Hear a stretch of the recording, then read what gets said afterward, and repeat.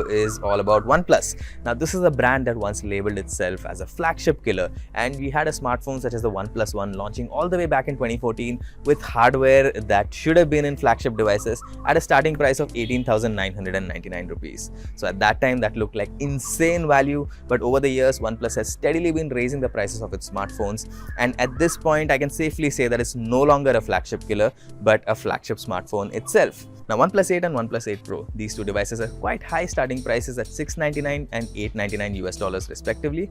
Now, if you convert that to Indian currency, that would work out to somewhere around 53,000 rupees and 67,000 rupees or thereabouts. Now, if you look at India pricing for OnePlus smartphones in recent times, I am going to go out on a limb and say that the OnePlus 8 will probably have a starting price of somewhere around the 45,000 rupee price bracket, and the OnePlus 8 Pro will be closer to 60,000 rupees. Now, for this price, can you really call it a value flagship anymore? I don't think so. And in this video, we are going to be looking at why the OnePlus 8 and the OnePlus 8 Pro are so expensive, and is the price justified?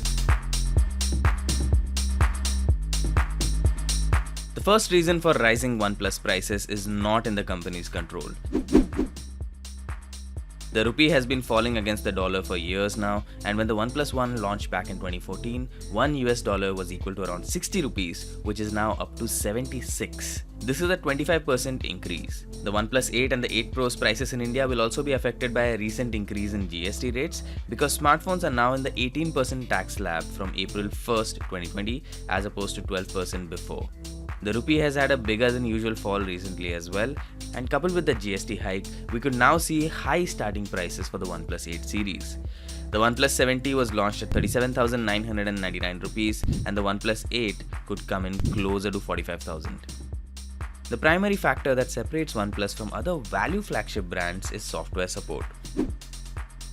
OnePlus provides quick software updates to the latest versions of Android, and Oxygen OS has been praised for its stability and smooth user experience, even though it has had a fair share of buggy updates. Now, software support and updates may be free for you and me, but they require a significant investment from the company, which could be another reason for the rising prices of the OnePlus phones. OnePlus fans have been asking for wireless charging and an IP rating for water and dust resistance for a very long time now, and the company has finally delivered it with the OnePlus 8 Pro. While these features add to the cost, not all fans will be able to justify paying over 15,000 rupees more for the Pro model. Many OnePlus buyers will probably have to settle for the OnePlus 8, which lacks both these features and requires a few other compromises. Now, that's not great news for a company whose marketing slogan is "Never Settle." From day one, OnePlus has been proud of its ability to ship phones with flagship-grade processors at reasonable prices. The Snapdragon 865 chip used on the OnePlus 8 series makes 5G compulsory, and the added costs of the modem, antennas, and certification mean that even brands such as Realme and iQOO have not been able to sell Snapdragon 865 powered devices under 35,000 rupees yet. Fun fact, Realme, iQOO, Vivo, Oppo, and OnePlus are all a part of the BBK Electronics group of companies. Realme, a brand that's extremely popular in the budget segment, sells its X50 Pro 5G for much less than the OnePlus 8, but there are many differences between these two models in terms of features and specifications. OnePlus could either have decided that it can target a higher product segment because it has a more premium brand image, and its business model might be built around having higher margins.